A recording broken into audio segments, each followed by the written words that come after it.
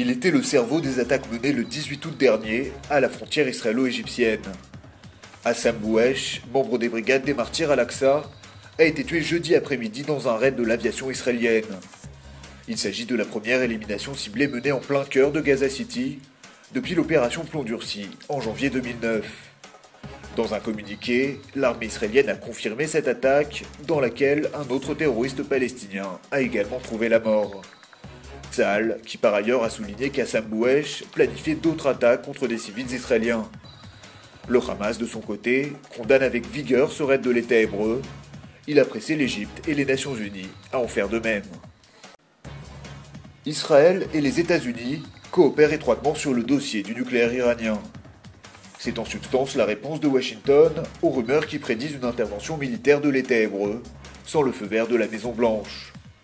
Lors d'une conférence de presse à Tel Aviv, l'ambassadeur américain Dan Shapiro a donc tenu à remettre les pendules à l'heure.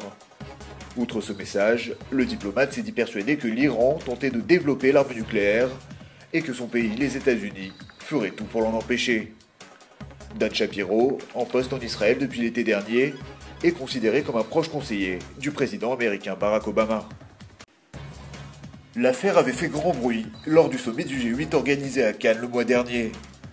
Au détour d'une discussion avec son homologue américain Barack Obama, Nicolas Sarkozy avait qualifié de menteur le Premier ministre israélien Benjamin Netanyahou. Mercredi, le président de la République est revenu sur cet épisode, expliquant qu'il avait été déçu de l'attitude israélienne pendant la libération du soldat Gilad Shalit. Devant des responsables du CRIF, Nicolas Sarkozy a confié que l'Élysée avait tout bonnement été snobé par le gouvernement israélien. Jérusalem aurait notamment refusé qu'un hélicoptère français transporte Gilad Shalit depuis l'Égypte vers le territoire israélien.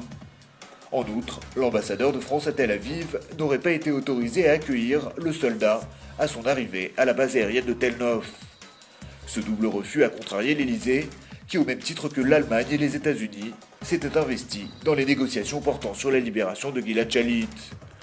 C'est donc l'absence d'un geste de reconnaissance de la part d'Israël qui aurait poussé le président Sarkozy à critiquer Benjamin Netanyahou.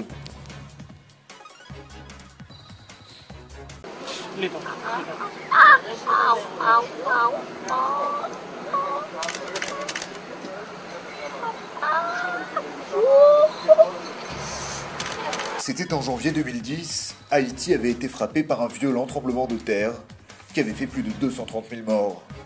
En peu de temps, Israël avait organisé une importante mission d'aide humanitaire. Plusieurs avions cargo et des médecins s'étaient alors portés au secours des survivants de la catastrophe. 2 ans après les faits, c'est une autre Israélienne qui a fait une apparition remarquée à Haïti. L'actrice et top modèle Mora Natias est arrivée sur l'île en compagnie d'une délégation non moins remarquée de stars d'Hollywood. Mora Natias, en plus de s'être rendue bénévolement dans les hôpitaux pour aider les victimes du séisme, a également participé à une collecte de 2 millions de dollars pour la construction d'une école dans la ville de Port-au-Prince. En signe de remerciement, le collectif des artistes pour la paix a décidé de baptiser une salle de classe du nom de la star israélienne. D'autres acteurs ont eu ce privilège, à l'instar de Penelope Cruz, Clint Eastwood ou encore Nicole Kidman. 3 fois vainqueur du Tour de France, Alberto Contador est sorti vainqueur d'une autre épreuve, certes moins prestigieuse, le Tour de Jérusalem. Mardi, le cycliste espagnol et sa nouvelle équipe Saxo Bank ont eu facilement raison du peloton israélien. Le jour de son 29e anniversaire, Alberto Contador n'a donc pas raté l'occasion d'effectuer une échappée. Dès le 10e tour du parcours, tout autour des murailles de la vieille ville, il n'a plus été rattrapé par ses concurrents, au rang desquels figurait notamment le maire de Jérusalem. Outre cette épreuve, Alberto Contador se trouve actuellement en Israël avec son équipe pour préparer la saison 2012. Mais le cycliste espagnol se trouve dans la tourmente en cette fin d'année. Il fait face à une interdiction de 2 ans de compétition après un contrôle antidopage positif effectué lors du Tour de France 2010. Contador avait été blanchi par la Fédération espagnole de cyclisme, mais l'Agence mondiale antidopage et surtout l'Union cycliste internationale ont tous deux fait appel de cette décision.